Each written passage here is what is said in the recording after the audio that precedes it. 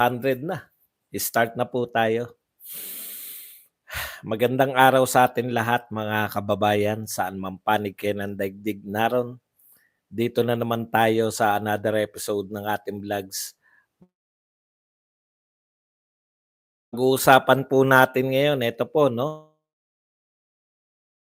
Ang hearing sa Kongreso, House of Representatives, both houses, no? House of Representatives and Senate.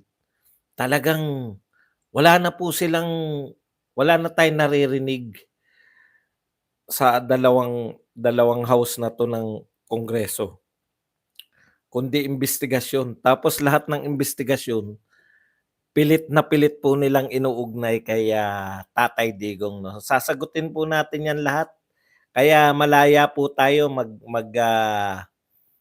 magbabasa po ako ng mga ano niyo, ng mga habang nagdi-discuss tayo, magtitingin-tingin ako diyan para, makapag-share din kayo ng mga pananaw niyo sa buhay.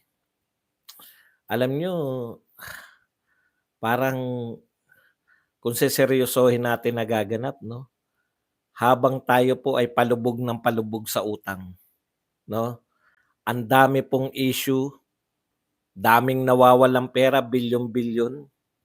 Kinakahon tayo ng media, kasabwat po media rito, eh. Kinakahon tayo nitong mga mambabatas natin, yung yung wagdadog na sinasabi ni VP Sara 'no, classic, moves 'to na wagdadog. Nililihis tayo sa mga tunay na malalaking issue para dito na lang tayo 'no, maglibang na lang tayo rito. Makigalit, magalit, et cetera. Yan po mga pag-uusapan natin, pero bago yan, kung bago ka pa lang dito sa ating channel, mag-subscribe ka na. Dahil ito lang ang tanging channel na may kinikilingan, may pinapanigan, una sa balita, uli sa impormasyon, kaya ano pang hinihintay nyo? Pindot na, okay. Yung pong bago magkagulo, bago duru-duruin na naman ni Abante, si Marcoleta, ang tanong pala ni Marcoleta doon, no? Kaya po sila, etong kongreso na 'to, gusto nilang palabasin na ang sutil si VP Sara, eh. Eh, ilang beses lang po ba? Ang dami na pong sumikat na congressman ngayon. Congressman Atras Abante, Congressman, Paduano, Mr. Contempt, Congressman Gerbil, Congressman etong si Miss Tapia, Kimbo, OFW Hero, thank you very much sa 199 pangkape Boss Buds. Pero yung pagsikat nila negative, eh. Hindi po sila sumisikat na bilang magagaling. Si Luistro kala mo may declamation lagi, kala mo kasali sa anong tawag diyan? Extemporaneous speaking, declamation contest. Laging tumutula, eh. No?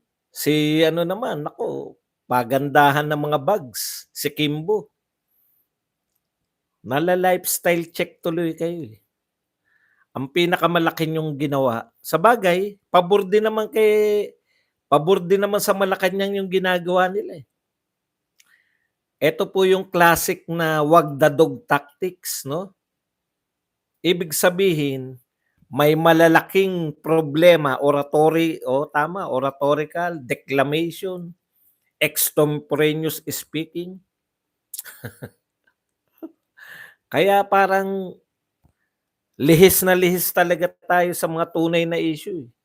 Nalutas na ba yung mga suliranin natin sa bigas? Bumaba na ba yung presyo ng bigas? Yung kahirapan na nalutas, eh, kasi 21 pesos hindi ka na mahirap, eh. Thank you very much kay Edna Von der Heidi na nagbigay sa atin ng $199.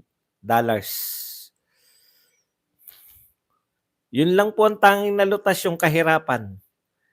Pero the rest, Pero kaya po nalutas yung kahirapan dahil diniklara. Hindi na kayo mahirap 21. Pero tignan niyo po 'no, paulit-ulit na yan yung confidential fund ni VP Sara, paulit-ulit lang, eh. Disallowance, paulit-ulit rin natin sagutin. Ngayon may 300 plus na, wala pa pong disallowance yun.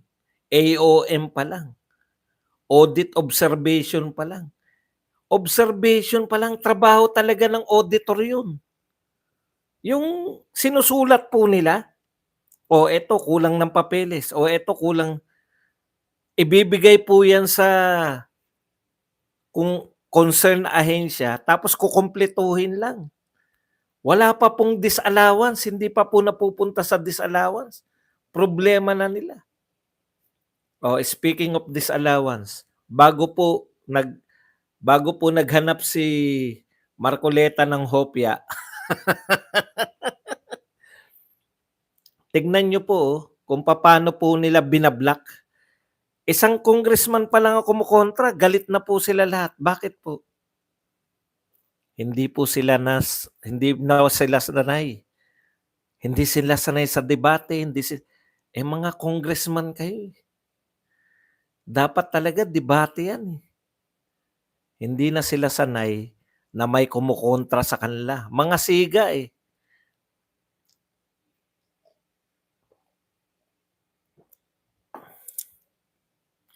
Lahat ng haharap. Halos lahat po yata ng humarap, kinontempt nila eh. Okay, dito muna tayo. No? Ang tanong ni Marcoleta, para malinaw lang sa lahat. Kasi sinisentruhan nila yung disallowance eh. Pinasasan niyang confidential. Confidential yan. Lihim yan. No?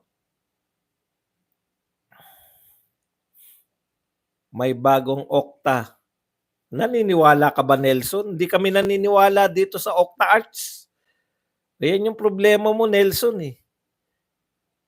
Naniniwala ka sa Okta Arts eh. Matagal na namin binabanatan dito. 2 lang po yung pinaniniwalaan namin dito. Pulse Asia at SWS. Lahat yan ng mga survey, wala pa yan. Kung maniniwala ka dyan sa survey ng Okta Arts Dancers, ayan ang magagawa natin. Hindi ka talaga taga rito. Kunwari ka lang na nakaganon ka. Matagal na namin binabanatan yung Okta Arts. Pagmamalaki mo na Okta Arts. Ikaw naman. No? Ira, thank you very much. 499. May ganun-ganun ka pa nalalaman. Ha? Hindi ka nagbababad dito kay Badong. Yung mga tanong na ganyan, kabisado namin yan. Pang-intriga ba yan? Nelson Tapa Vlogs? Kala mo ba may naniniwala dito sa mga kulto ni Digong sa Okta Arts Dancers Vlog, Dancers Survey? Papauso ka ng Boss Buds ko. Okay.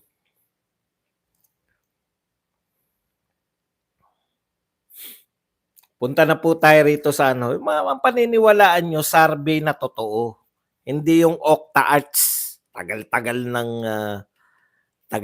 na nagpapaikot niya ng Okta Arts. Biruin mo lahat ng survey.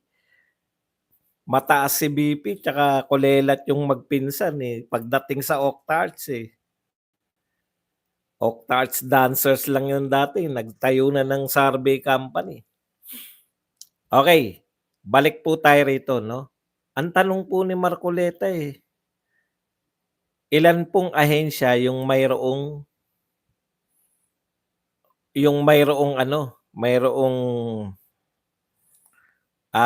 disallowance.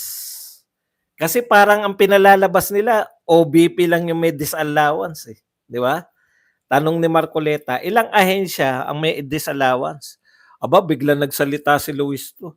Hindi pa po tapos yung aking oras. Pwede ba magsalita si Marcoleta ng basta na lang siya nagtanong? Nirecognize malamang yun. Tapos nagsalita na sa Ibante.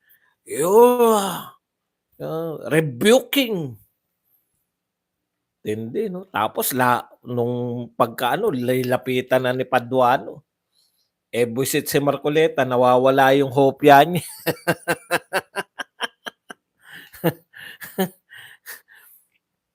nawawala yung hopya niya, eh. Ang point lang po dito 'no,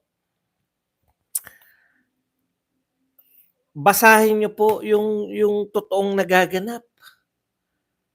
Ang ginagawa po ng mga 'yan talagang panlito na lang, kita niyo libang na libang naman tayo. Libang na libang tayo sa mga antics, eh. Pinanunood talaga na natin sila Paduano, kailan kaya iko-contempt ni Paduano 'yan? Kailan kaya magwawala si Abante? Kailan kaya magde-declaim si Luistro? Ano kaya suot na bag ni ano?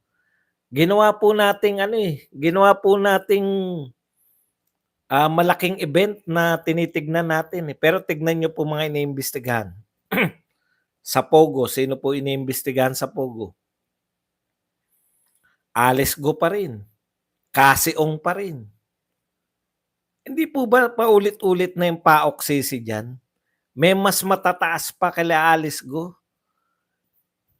Si Cassie Ong? Sa tingin niyo mastermind 'yan? Si Alice Go tsaka si Cassie Ong mastermind ba sa tingin niyo 'yan?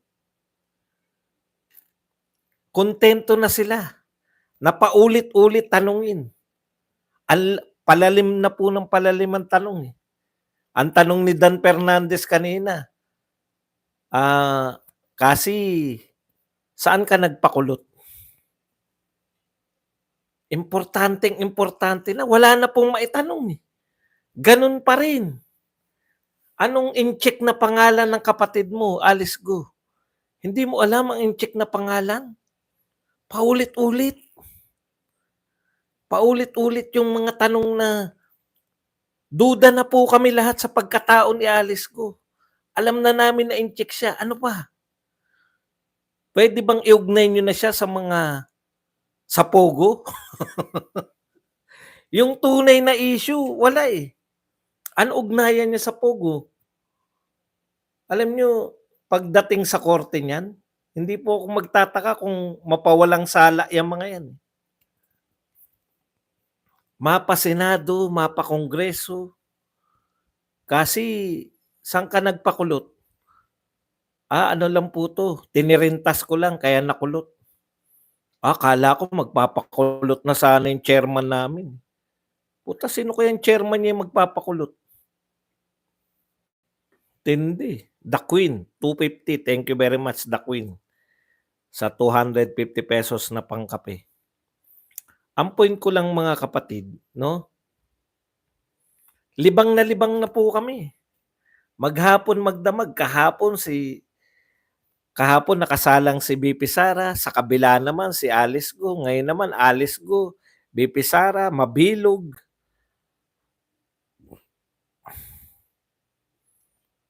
Pogo, war on drugs.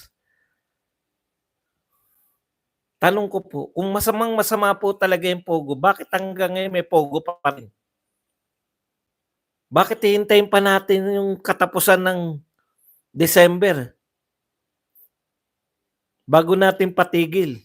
Pinasama niyo ng pinasama, pero bakit hanggang ngayon may Pogo pa rin?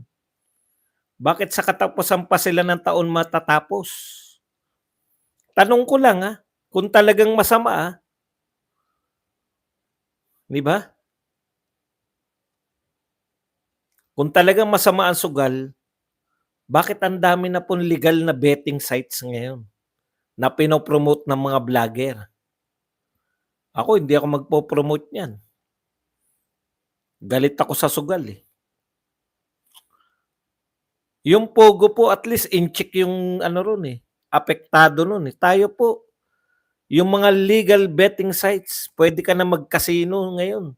Pino-promote nila Alawi-Alawi, pino-promote ng kung sino-sino. Legal yung mga pasugalan 'no, mula sa computer, mula sa cellphone, nakakasugal na yung mga Pilipino. Wala tayong nababalitaan. Bakit hindi bawal? Bakit yung Pogo? wala po akong hindi ko po concern kung bakit po wala po akong koneksyon diyan sa Pogo na 'yan. Takang-taka lang ako bakit hanggang kay Alice Go pa rin tayo. Si Alice Go pa rin yung pati yung si Cassie Ong, alam mo patutunayan pa na kung naka-graduate ba ng high school o hindi.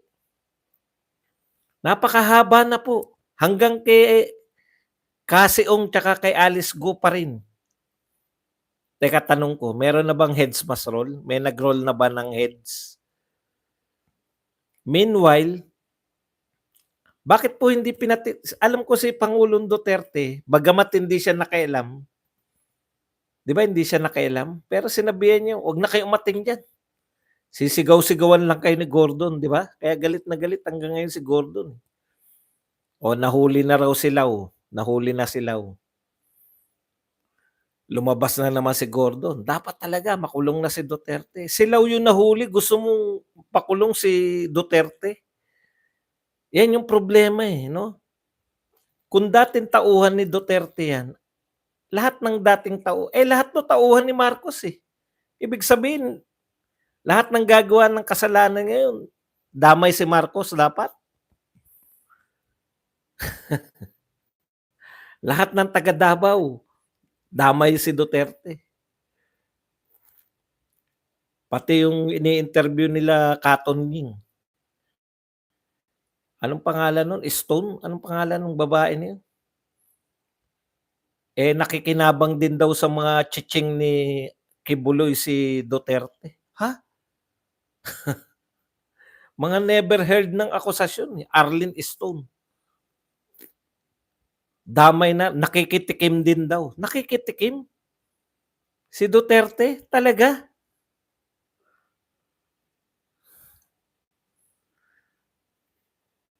Walang katapusan, no? Walang katapusan yung akusasyon. Kaya ang mukhang tignan po ninyo kung sino po yung lumalabas na tama sinasabi. Anong sinasabi ni BP Sara? Ito ay well-oiled, well-funded na campaign to attack me para sa 2028 election. Di ba kayo maniniwala dyan? Ayaw nilang ipasagot yung tanong ni Marcoleta. Ilang ahensya yung may disallowance? Bakit isa lang yung pinupukusan nyo? Ang disallowances po, napaka-normal po niyan. Kaya nga ingat na ingat yung mga head, eh. Kasi ayaw nila magdi-disallow. Pero hindi po, head pa rin sila. Alam niyo po ba yun? Pag ikaw po head ka ng ahensya, may disallowance ka, head ka pa rin. Hindi ka po tatanggalin. Babayaran mo lang yun. Yun na po yung worst na mangyayari kay BP Sara kung sakali po na nagpasya ang Supreme Court na disallowance, sinabi, sosoli mo lang kung magkano yun. Hindi po yun makukulong man lang. Biruin nyo, pinag-aaksayan nyo ng panahon yung Vice President. Ngayon nga po, ang pinag-aaksayan nila, kinakategorize lang nila, observation lang. May naobserbahan lang kami. Alam po ba yung ibig sabihin ng naobserbahan? May naobserbahan lang kami, nagpakain kayo ng Nutriban, walang pirma yung mga bata. Ay, pasensya na po. Alimbawa, bibigyan ko kayo ng alimbawa, nagpakain kayo sa barangay ng pagkain. Yung mga nasunugan, nagpakain kayo doon. Walang pirma. Ay, pasensya na po kasi nasunugan sila. Babalik po kami. Pupunta kay barangay yun. Sino po yung mga kumain nung nasunugan, nabigyan po ng mga ganon? Kami po, pirma naman po kayo kasi kailangan po ng COA. Di ba nangyayari po yan? Inihahabol na lang. Yun po yun. Yun po yung tinatawag nilang misuse. Paulit-ulit lang po hanggang ngayon, ganyan pa rin. Paulit-ulit lang po yan, paulit-ulit din yung Pogo, paulit-ulit din si Sheila Ong. Nakalkal na po lahat ng pati po pag-aaral na Yung una po alam na natin hindi siya nakatapos ng high school. Ngayon i-elaborate lang, "Eh, ano 'tong picture na 'to? Naki-picture lang po ako." Puwede naman po talaga yun. May graduation, naki-picture ka. Yung ALS po, mga mukhang standby po yun kasi hindi naman sila sa regular, eh. Yung ALS student, dun lang po yun sa mga barangay. Hindi po sila required na mag-uniform, hindi po sila required na magpagupit. Kaya mukhang tambay sila. Eh, kung tropa ni Cassie Ong yung mga yun, 'di nagpa-picture siya. Ano po issue ro'n? Nalilibang lang tayo lahat kasi pati yung pagkakakulot ni Cassie Ong natatalakay na natin. Gusto nilang libangin tayo, eh. Wag the dog tactics po 'yan, eh. May mga nagaganap po para hindi na natin silipin, bakit nga nakulot si yun ang mahiwagang tanong, bakit nga naman nakulot si Cassie Ong? Siguro may nagpatakas diyan. Aabalahin na tayo, paano nakatakas si Alice Guo? Siguro may mga kasabwat. Pero yung tunay na issue po, na binabato ni Herrera, yung tunay na issue po na sinasabi ni Herrera na Congressman Herrera, mayroong bilyon, daang bilyon na savings, nasaan napunta? Bakit walang report? Yung report ng DepEd, may report, may mga kulang lang ng papeles, binusisi. Eto po walang report. May budget, hindi na alam kung hindi sinabi ni Herrera, wala po tayong kamalay-malay. Daang bilyon po 'to, saan po napunta yung mga savings na 'yan noong 2023. Natatandaan ko 'yan dahil government employee kami nung panahon ni Pinoy, yung savings, kunwari savings ng mga ahensya, 'pag maraming savings mas malaki yung magiging ano niyo, magiging extra bonus. Eh, kay Duterte hindi na, nagkaroon na 14 month na, eh.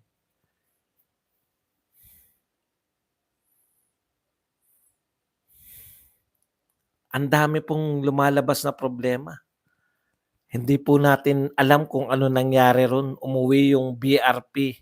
Alam niyo tuwang-tuwa po yung gobyerno natin, lahat ng kapalpakan nila hindi na napag-uusapan. Dito na lang po nakatutok ang lahat sa imbestigasyon. Ano yung mga kapalpakan? Baha. Kada uulan na ngayon baha. Tignan niyo po, nag-uunahan sila ngayon na magdeklara na walang pasok. Kasi alam niyo, expected na lang nila. Kada uulan babaha. Wala pa po tayong malakas na bagyo. Wala pa pong super typhoon dito ngayon. Yung nakikita niyo po sa China, sa Hanoi, sa Vietnam, super typhoon po yun. Maaaring galing sa Pilipinas yung bagyo na yun, pero pagdating dun super typhoon na. Dito po hindi siya super typhoon. Paano kaya yan? Wala na pong kalutasan yan. Wala na nga nagpapaliwanag ngayon, eh. Ano yung mantra nila diyan? Masasanay na rin kayo. Bumabaha, eh, umulan, eh, kaya bumaha, eh. Eh, bakit tayo nagpopondo ng 1.4 billion? Ayuda lang ng ayuda, ayuda nation. Bibigyan ko kayo ₱5,000. Kahit hindi naintindihan, 5,000, 5,000. Lilipas din 'yan. Deheng bukiki lang tayo. May lumulutas pa ba kung papaano mapapababa yung presyo ng bigas? May lumulutas pa ba kung papaano mapapababa yung presyo ng bilihin? Wala na. Lumipas na. Naglilibang na lang yung mga tao. Gusto ng Akala niyo ba nagagalit sila 'pag binabanatan yung mga bags ni Estelle? Tuwang-tuwa sila kasi kita niyo naman, akala niyo ba 'pag nagagalit yung tao kala Paduano, kala Abante, kay Chua, kay Jerbil, at sa mga young guns, akala niyo nagagalit yung Malacanang? Okey yan, para yung leader nila, alam mo matatatag din 'to sila Abante, sila yung pon na pon talaga 'no? Sa kanila galit na galit yung mga tao, ligtas na naman yung dalawa. Kaya po tayo dito papaalala natin, may malaki tayong problema. Hindi po si Sara Duterte ang problema ng Pilipinas. Ang pinakamatinding problema natin yung nakaupo ngayon sa Malacanang. Pangalawang pinakamalaki nating problema itong House of Crooks na pinangungunahan ng dalawang may kontrol ng budget ng Pilipinas ayon kay VP Sara, si Martin at si Ko. Tanyo, galit na galit tayo kay Saldi, di ba? Nakakalimutan na ng mga tao. Dito na lang, libang na lang tayo kay Alice Ko. Mag-shota ba sila? Shota ba na talaga yan? Bakit may couple shirt sila? Wala na pong katotoran yun. May couple shirt sila, mag-shota man sila o hindi, ano pong pakialam namin? Ipakulong nyo na yan para tapos na. 90 billion. Guess kanina ni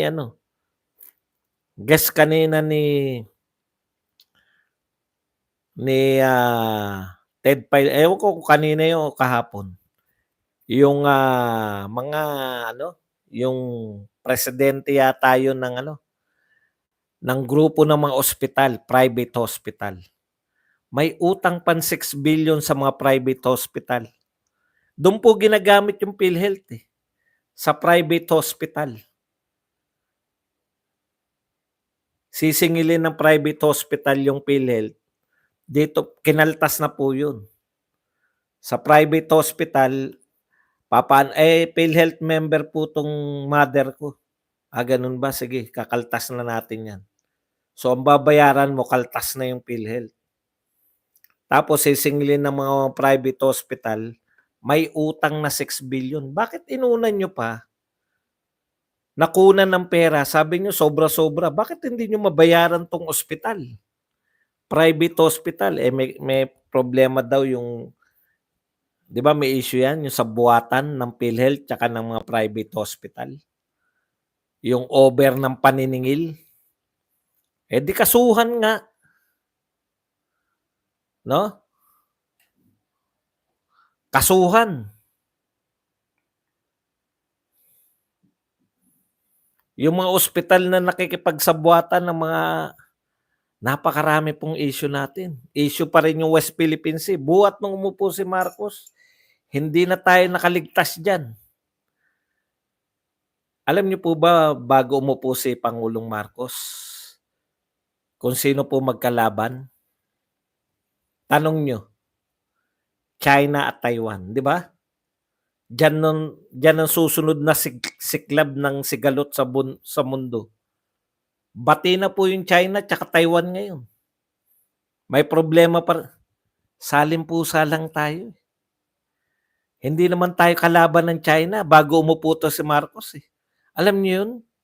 Ang maglulusuban yung China at saka tong Taiwan. Sila yung may issue nun.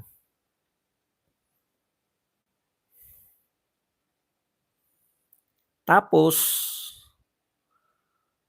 ang Pilipinas, EDCA lang tayo. 'Di ba? Yung tumututol sa EDCA, baka madamay tayo. Yan yung before. Yung kaupo pa lang ni Pangulong Marcos, ang sinasabi diyan, baka madamay tayo.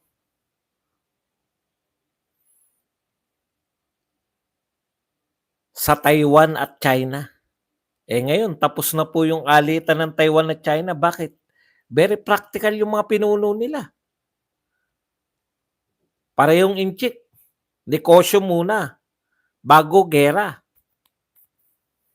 Very practical. Unahin natin pagpapaunlad ng bansa natin kaysa yung giyera-giyera. Tayo, ang tatapang natin, eh. Lahat ng mga pronouncement akala mo handang-handa makipagdigmaan, eh. Binomba tayo ng water cannon, Daehin Bokiki. Hindi, kumikibo pala, protesta, protesta, buong mundo protesta. Wala naman tayong ginagawa. Hindi natin makabitan ng water cannon yung mga wala ba tayong water cannon? Manghiram tayo sa 'di ba, sa mga bumbero, meron sila niyan. Hanggang sa binutasan na tayo. Issue. Anong nadulas si Abalos sa dahil gusto mangampanya? 7 out of 10. Itong mga 7 out of 10 na problema ang ng krimen, yung krimen, 7 out of 10. Ang ugat, droga. Siyempre, yung walang kamalay-malay na si Toyo, sabi ni Toyo, ay bumalik na. Ay, hindi. Oh, nataranta siya eh. Binisto niya sarili niya eh. Gusto niyang ipakilala na siya ang droga buster. Eh alam ng lahat. Panahon ni Duterte halos tahimik na yung kapaligiran sa droga eh. Kaya ang tanong ni Toyo, huwag niyo sabihing walang alam sa droga yan. Ha? 'Di ba? Alam yan ng bawat Pilipino na tumahimik. Ibig mo sabihin, bumalik po yung droga. Yan, ganyan po. Ang dami pong kapalpakan ngayon. Pero nalilibang po tayo rito. Yan po ang classic na wagdadug. Yung malalaking problema, nililito tayo nitong Alice Go, Kasiong, confidential fund ni BP Sara. Siyempre, mas masarap panoorin to eh. Magagandang tao lahat eh. Alice Go, Kasiong, tsaka si BP Sara. Ang gaganda nilang tao eh.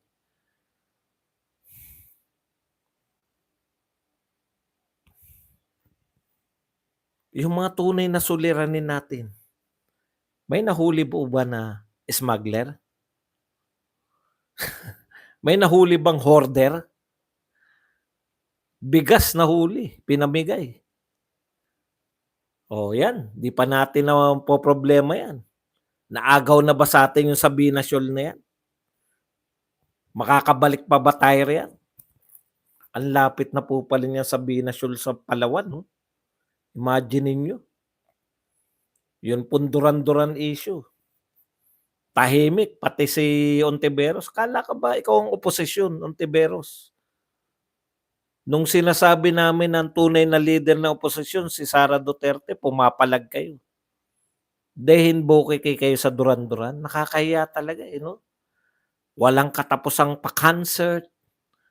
Tapos duran-duran. Wala na talagang awatan. Nagpapakita ba ngayon si PBBM? Baka kailan ba yung F1 sa F1? Ano ba tawag doon sa racing ni F1 racing o F4? Nalito ako bigla. F4 pala yung ano, no?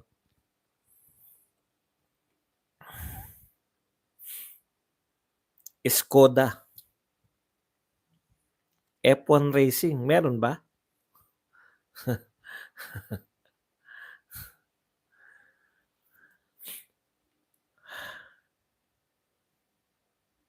Alam nyo, bumabawi po yung ano, yung mga taong bayan.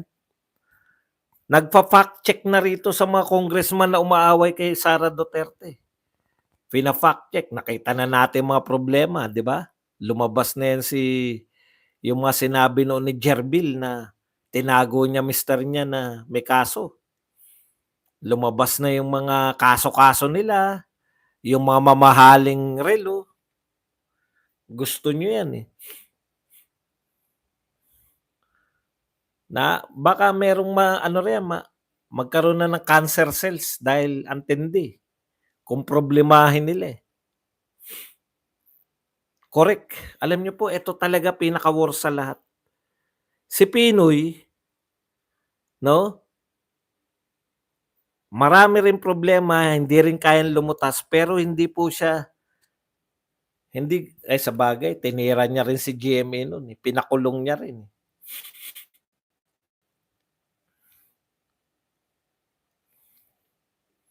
Nagpapaligsahan 'tong dalawang anak ng presidente, eh, si Pinoy tsaka si BBM, eh, kung sino mas worse sa kanila, eh. Pero ang pagka-worse po nito grabe. Sa rate po ng pangungutang ni BBM, wala pong pandemya, halos wala kang makitang proyekto na anong tawag diyan, malalaking project, infrastructure, build program, wala, eh. Lahat ng pinangako, wala lahat. Ang masakit pa nito, yung panay ano lang, yung wala namang sinabing yung ₱20 na bigas, sasabihin lang, "Pangarap lang naman 'yan, 'di naman pinangako 'yan." Alam niyo 'yun, yung salitaan lang, importante sa kanila salita, eh. "Di naman pinangako 'yan, pangarap lang 'yan." Ano ibig sabihin nun? Pangarap ko magkaroon ng ₱20 na bigas. Hindi naman pinangako, pinangarap ko. Ibig sabihin 'pag pangarap hindi matutupad. 1,000,000 pabahay, 5,500 ano yun, pangako rin yun o pangarap? Pero may pondo. Nangarap kayo may pondo, yan pong ₱20 na bigas pinondohan po, eh, sekretary siya ng agriculture, eh. Pinondohan po yan.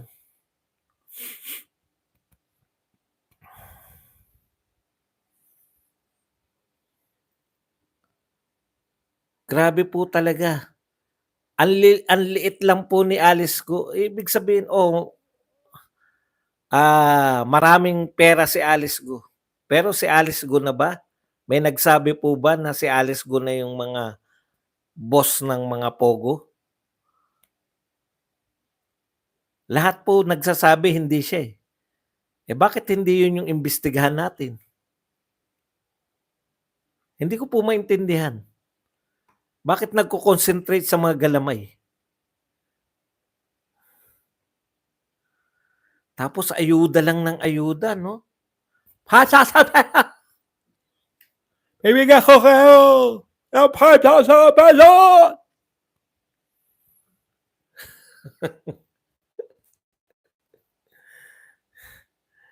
Siguro 'pag natapos 'tong administrasyon na 'to, pagtatawanan natin, eh, 'no? Putya, biruin mo 'yun 'no, saan ka nakakita ng presidente, bumabaha na't lahat, may duran-duran pa.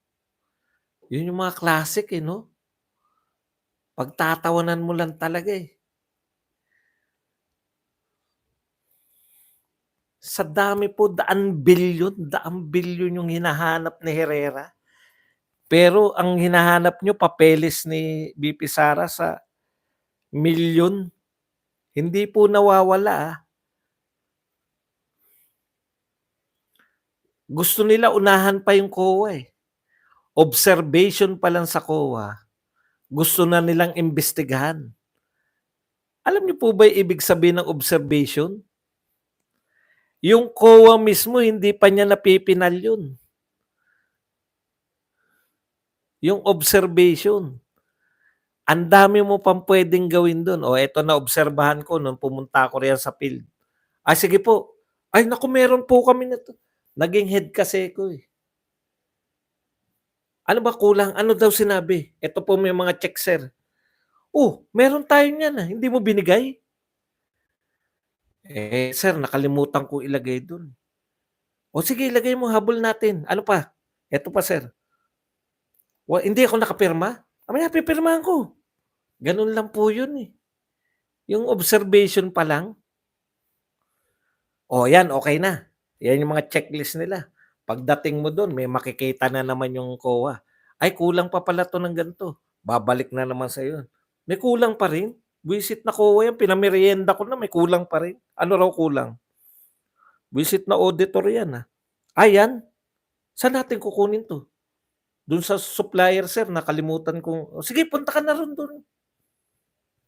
Ano yung driver, kuha ka ng driver niyan." Gano'n lang po 'yun sa totoo lang. Hindi po malaking usapin 'yun, pag-observation pa lang. Ang linaw, 'pag hindi sila na-satisfy, pinagawa pabalik-balik yung trabaho po nilang ibalik-balik yung papel, trabaho rin po 'yun ng mga taga-opisina na magpabalik-balik din. Gano'n po talaga ang kalakaran sa gobyerno para sa mga walang ninanakaw, talagang magiging pabalik-balik. Pero sa mga magna, puta, nagpo-provide pa, kumpleto na. Kaya bumabalik-balik kasi hindi magnanakaw, totoo yung mga papeles niya, kaya may nakakalimutan, Sa mga magna, kaya nga magna, mga magna cum laude 'yan, 'di ba? Sa mga magna kumpleto papeles. Ang hanapin mo yung saan yung kumpleto papeles, okey, may picture pa, saan yung gamit? Eto na nga po picture, hanapin kumpleto may picture, may inaabot pa, inabot sa'yo yung gamit. Mahuhus kaya pabalik-balik kasi mga totoong bumili, puta pababalik-balikin ka, wala akong kinita sa'yo. Biro lang po, hindi po ginagawa ng COA 'yan, nagpapatawa lang ako. Talagang naghahagilap yung mga COA.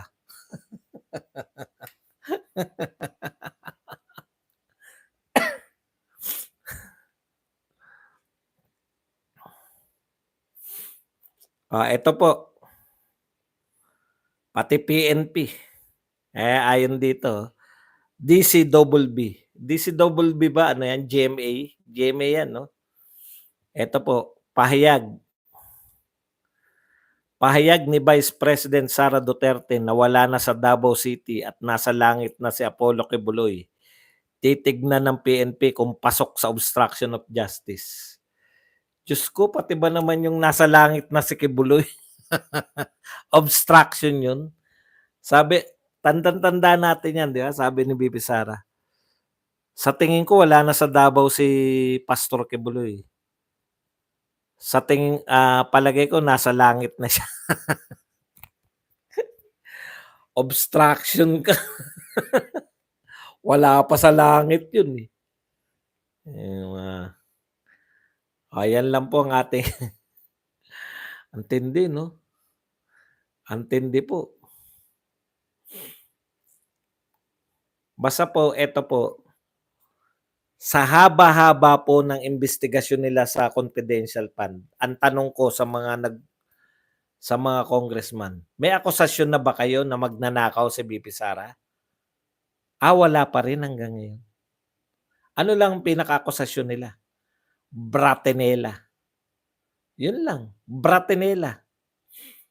Anong pahingi pa? Ang tanong, yung bratenela po ba qualified yan na maging kaso sa impeachment? Hindi po. Kahit sabihing bratanela is spoiled, kinakailangan may magnanakaw. Yan lang po ang ating topic, puwede na po kayong magbigay ng reaksyon.